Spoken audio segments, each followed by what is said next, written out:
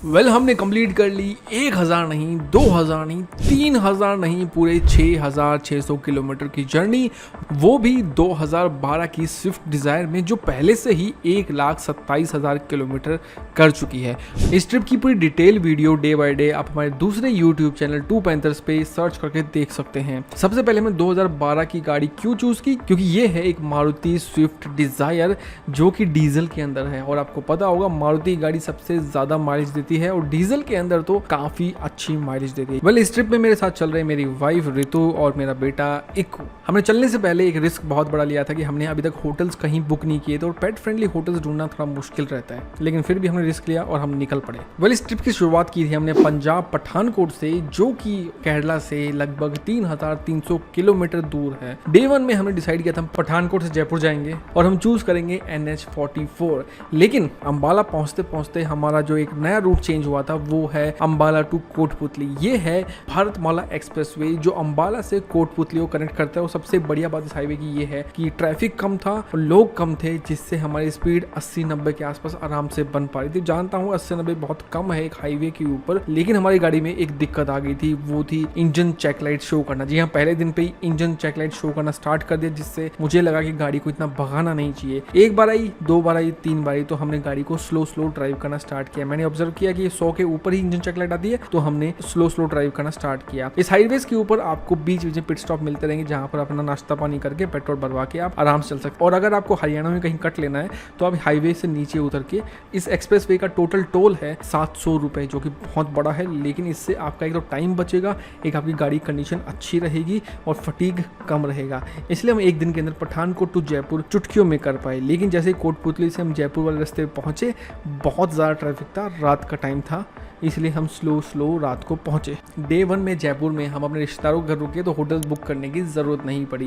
तो डे 2 के अंदर हम लोग निकले थे जयपुर टू इंदौर, लेकिन निकलने से पहले हम काफी लेट हो गए, तो 9:30 बजे तो हम जयपुर में ही थे। लेकिन जयपुर से एक फायदा ये था कि हम जयपुर के आउटर में थे, तो हम स्लोली गाँव के बीच से निकल के प्रॉपर एक हाईवे के ऊपर आएगी जो हमें लेके जाने वाला था कोटा पहुंचने से पहले जो टेम्परेचर था वो काफी ज्यादा बढ़ गया था। अप्रैल का महीना था, लेकिन गर्मी काफी ज्यादा थी, गर्मी ज्यादा, लू बहुत तगड़ी चल रही थी। हम लोग कोटा में एंटर नहीं किए, हम उसके बाईपास से निकल रहे थे, लेकिन एक जगह ऐसा आया जहां पर कोई भी आदमी नहीं था, सिर्फ ट्रक्स चल रहे थे और पूरा वीराना था। वहां पर हमने सोचा कि गाड़ी को एक छोटा सा ब्रेक दिया जाए, क्योंकि उसमें इंजन चेक लाइट फिर से आ गई थी। 15 मिनट के ब्रेक के बाद हम फिर से चल पड़े, लेकिन मुझे वहां डर था कि अगर गाड़ी दोबारा स्टार्ट नहीं हुई तो बहुत बड़ी मुश्किल हो जाएगी। कोटा से बाहर निकलने के बाद हाईवे जो था वो काफी बढ़िया था, लेकिन उसमें सबसे बड़ी दिक्कत ये थी, गर्मी बहुत ज्यादा बढ़ गई थी। और जो सिडान गाड़ियां होती है उनकी रियर विंडशील्ड थोड़ी स्लांटिंग होने की वजह से पीछे काफी गर्मी बढ़ गई थी, जिससे हमारे बेटे को बहुत गर्मी लग रही थी। वो कूद के आगे आने की कोशिश कर रहा था। अब उसको बिठाएं तो कैसे बिठाएं, लेकिन फाइनली हमने उसको जुगाड़ करके आगे बिठा दिया। और आगे बिठाने के बाद उसको सीट बेल्ट भी लगाया, क्योंकि मान लीजिए झटका लगता है, ब्रेकर लगता है और ब्रेक लगाने पड़ते हैं, तो इको आगे जाके डैशबोर्ड पे ना लगे। उसके बाद इको आराम से बैठा रहा एसी के सामने, क्योंकि गर्मी ज्यादा है और डॉग के फर होते हैं, जिससे उसको गर्मी काफी ज्यादा लगती है। इस बात का ध्यान रखिए। और सबसे बड़ी बात, हमने अपने साथ रखा था एक आइस बॉक्स, जिसके अंदर हम आइस क्यूब्स लेके जा रहे थे, जो फ्रोजन हमने फ्रिज के अंदर से निकलवा के रखे थे इसके अंदर,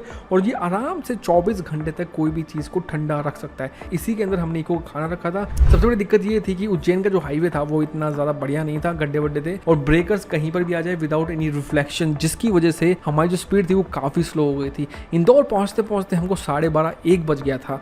और इंदौर को हमने रूट में इसलिए रखा था, मैं एक बार जानना चाहता हूँ कि यार इंदौर शहर जो इंडिया का सबसे साफ शहर है वो देखने में कैसा है। और एक्चुअली में जब मैं सुबह उठा तो सच में मेरे को लगा कि यार यस, ये शहर सबसे नंबर 1 है। बिकॉज अगर मैं रोड पे देखूं कहीं पर कंस्ट्रक्शन चल रहा है तो उसका जो मटेरियल है वो भी रोड से साइड हटा के रखा हुआ, मतलब इतना लेवल का क्लीनलीनेस रखा गया है। अगले सुबह जब इंदौर से निकले, वो सुबह तो हमको भूख बहुत जोर से लग गई, क्योंकि किसी होटल ने हमको ब्रेकफास्ट प्रोवाइड नहीं करा।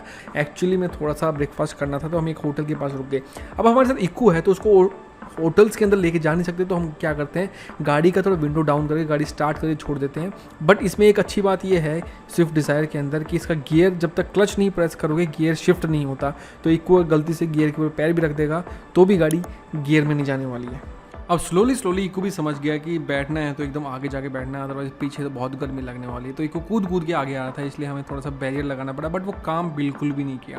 अब हमने एस्टिमेट किया था इंदौर से पूना हम एक दिन के अंदर पहुंच जाएंगे, लगभग 12 से 13 घंटे की जर्नी थी, गूगल मैप दिखा रहा था ये। लेकिन मुझे लगा यार 80 की स्पीड हम मैक्सिमम जा सकते हैं, उससे ऊपर चाहेंगे गाड़ी के अंदर इंजन चेक लाइट आ जाएगी। तो हम आज इंदौर से पूना ना जाके इंदौर से नासिक रुकते हैं और नासिक से आगे हम प्लान करेंगे। तो हमने इंदौर से नासिक का प्लान बनाया। रोड काफ़ी बढ़िया था, इसी वजह से हमने थोड़ा 90 से ऊपर स्पीड एक्सीड कर दी और इंजन चेकलाइट फिर से आ गई।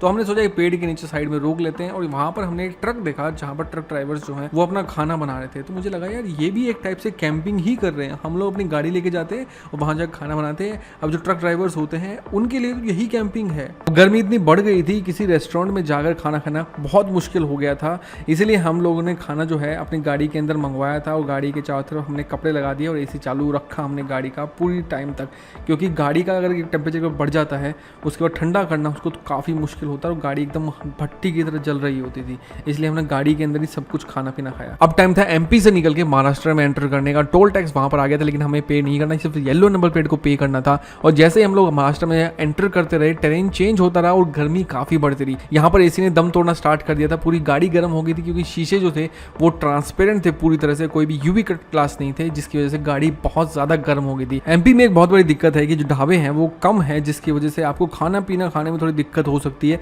तो जहां पर भी एमपी में आपको खाना पीने की जगह दिखे वहां रुक जाओ, खाना खा लो अच्छे से। और जैसे आप महाराष्ट्र के अंदर एंटर करेंगे आपको लग जाएगा महाराष्ट्र के अंदर एंटर कर जाइए, क्योंकि यहाँ पर अगर जो महाराष्ट्रियन है उनको पता होगा कि जो चाय की फ्रेंचाइजीज होती है, चाय की फ्रेंचाइजी वाली दुकान होती है, वहां पर आपको बहुत सारी देखने को मिलेंगी। अब हर शाम 6:30 बजे हम इको उसका बिजनेस कराने के लिए गाड़ी से उतारते हैं। हम लोग भी अपनी कमर सीधी करते हैं, और क्योंकि उस टाइम तक सन डाउन होने लगता है, टेम्परेचर जो है वो थोड़ा कम होने लगता है, तो आराम से हम कर सकते हैं। और इसके बाद हम लोग थोड़ा और आगे चले। नासिक के अंदर हम एक होटल में रुके थे जिसका नाम ये है, और ये बहुत ही गंदा होटल है, यहाँ रुकना ही मत। अगले दिन जब हम चले तो वहाँ पर हम तुरंत निकले, क्योंकि हम बड़ी मुश्किल से वहाँ रुके थे। एक रात हमें बड़ी मुश्किल से काटी, क्योंकि पेट फ्रेंडली होटल्स जो है वहाँ पर सिर्फ 2 ही थे। निकले तो सबसे पहले जो थी भूख लगी हुई थी, हमने खाया वड़ा पाव। अंकल एक बैठे हुए थे, उनको स्टार्ट कर रहे थे अपनी दुकान को, हमने बोला अंकल थोड़ा जल्दी बना दो। अंकल ने तुरंत फटाफट गर्मा गर्म बनाया और क्या मज़ा आया उनका। हम लोग इको क्या करते हैं, इको गाड़ी के अंदर रखते हैं, क्योंकि गर्मी बाहर ज़्यादा होती है और गाड़ी बंद करते तो गाड़ी गर्म जल्दी हो जाती है, इसलिए एसी ऑन करके गाड़ी के अंदर इको को बिठा देते हैं, विंडोज़ को थोड़ा डाउन कर देते हैं, सो दैट कि अगर इको गलती से भी गाड़ी का लॉक लगा दे तो गाड़ी को खोलना आसान रहे। हम पेट्रोल भरवाने जहाँ रुके वहाँ पर जो वर्कर्स थे वो इको को देख के काफ़ी इंप्रेस हुए कि एक डॉग इतनी दूर से ट्रेवल करता हुआ आ रहा है। चलते चलते जल्दी से हम लोग इंडिया के कार मैन्युफैक्चरिंग हब चाकन के अंदर पहुंच गए, जहाँ पर मैक्सिमम कार्स की मैन्युफैक्चरिंग होती है। वहाँ पर काफ़ी ज़्यादा भीड़ थी और क्लच दबा दबा के अपने पैर की हालत टाइट हो गई। उसके बाद जैसे ही हमने पूना क्रॉस किया तो एक छोटा सा क्विक खाने का ब्रेक लिया मैगडी के अंदर। मैगडी में एक बहुत छोटा सा इंसिडेंट हुआ कि जैसे हम बोलते हैं कि अपनी कोल्ड ड्रिंक के अंदर आइस मत डलवाइए तो आपको कोल्ड ड्रिंक का टेस्ट अच्छा आएगा, तो मैंने उसको मना किया। तो भाई साहब ने कोल्ड ड्रिंक का जो क्वांटिटी है ग्लास के अंदर वो कम कर दिया। अब ये जो एरिया था ये पूना के आउटस्कर्ट्स था और वहाँ पर हर जगह कंक्रीट के घर बन बन के इतनी ज़्यादा गर्मी हो चुकी है। मैं पहले भी 5 साल पहले भी पूना रह चुका हूँ, इतनी गर्मी नहीं थी, लेकिन आज के टाइम पे तो काफ़ी ज़्यादा गर्मी पड़ी। हमने तुरंत फटाफट पूना क्रॉस करने की कोशिश की, क्योंकि अगला जो डेस्टिनेशन था हमारा वो था कोल्हापुर। कोल्हापुर में थोड़ा सा आगे जाके कागल एक छोटा सी जगह थी, वहाँ पर हमने एक रिसोर्ट बुक किया था। हमें पता नहीं था, लेकिन ये एक एग्रो टूरिज्म स्पॉट था। यहाँ पर जो इनके ओनर थे उन्होंने इस बंजर ज़मीन को 5 साल में ऐसा हरा भरा बनाया और एग्जैक्टली बताऊँ तो बहुत ज़्यादा कार्मिंग था, बहुत ही ज़्यादा रिलैक्सिंग था। अगर आपको पूना से आसपास कोई स्पॉट चाहिए जो आप आराम से आए अपना टाइम स्पेंड करें तो ये स्पॉट बहुत बढ़िया है। और अगर आपको खेती बाड़ी के बारे में कुछ सीखना है, बॉटनी के बारे में कुछ सीखना है, तो यहाँ पर आके आप प्रैक्टिकली काफ़ी कुछ सीख सकते हैं। तो यहाँ से हम लोग पहुँच गए कागल और नेक्स्ट डे हम लोग को निकलना था कागल से गोवा। मुझे लगा 4-5 घंटे की जर्नी है, आराम से मैं पहुँच जाऊँगा। निकलने कुछ 1 घंटे के बाद हमें भाई साहब मिले जो बचपन की याद लेके चल रहे थे। वो थी एक मोटरसाइकिल के ऊपर चलती फिरती आइसक्रीम। तो हमने इनको रोड के ऊपर रुकवाया और 2 आइसक्रीम ली। तो बचपन की जो यादें हैं ना वो थोड़ी सी ताज़ा हो गई और जो अपना बच्चे वाला दिल है वो थोड़ा खुश हो गया। लेकिन ट्रैवल के बीच में अगर प्रॉब्लम्स ना आए तो ट्रैवल नहीं कहलाता। हम लोगों ने फिर से गलत रोड ले लिया पूना से गोवा जाने के लिए और हम लोग घुस गए एक एनिमल सेंचुरी के अंदर। हालांकि रोड के ऊपर हर जगह लिखा हुआ गोवा जाने का यही एक रास्ता है, लेकिन हम लोगों ने बाद में मालूम किया कि ये जो है ये शॉर्टकट रास्ता है और शॉर्टकट को आपको पता ही है, कुछ ना कुछ आपको एक्स्ट्रा पे करना पड़ता है और हमने पे किया हमारा आराम। रोड जो था बिल्कुल ख़राब था, कहीं पर भी अच्छा रोड नहीं था, बस एक दुकान हमें मिली जहाँ पर हमने थोड़ा बहुत स्नैक खाया। लेकिन एक चीज़ थी, यहाँ पर जो टेम्परेचर था वो काफ़ी कम था, यानी कि अगर शीशे खोल के चलाएं तो आराम से चला सकते हैं। बट वही है, अगर रोड ख़राब है तो धूल मिट्टी उड़ेगी और धूल मिट्टी गाड़ी के अंदर आ रही थी, इसलिए शीशे बंद करके हमें स्लोली निकाला और फाइनली हम लोग जो सेंचुरी है उससे एग्जिट कर गए। और फिर गोवा में एंट्री के बाद तो एक अलग ही वाइब आती है। लेकिन गोवा में हमने जो होटल बुक किया था उसमें जो ओनर थे उन्होंने पहले ही बोल दिया कि हमारे रूम में एसी नहीं है। हमने सोचा यार ठीक है, हमें मॉर्निंग टू इवनिंग बाहर ही रहना है, मॉर्निंग और इवनिंग में तो मौसम वैसे भी ठीक रहेगा और ये रिट्रीट है तो यहाँ पर पेड़ पौधे रहेंगे तो गर्मी की दिक्कत ही नहीं है। तो हम लोग चल पड़े अपने रिजॉर्ट की तरफ और वहाँ जाके हमें मालूम चलता है कि वो जो रिजॉर्ट है वो तो काफ़ी नीचे की तरफ है, यानी कि हम पहाड़ के ऊपर खड़े हैं, हमें जाना नीचे है और रोड बहुत ही ख़राब है और हमारे पास है डिज़ायर जिसकी ग्राउंड क्लियरेंस वैसे भी कम है।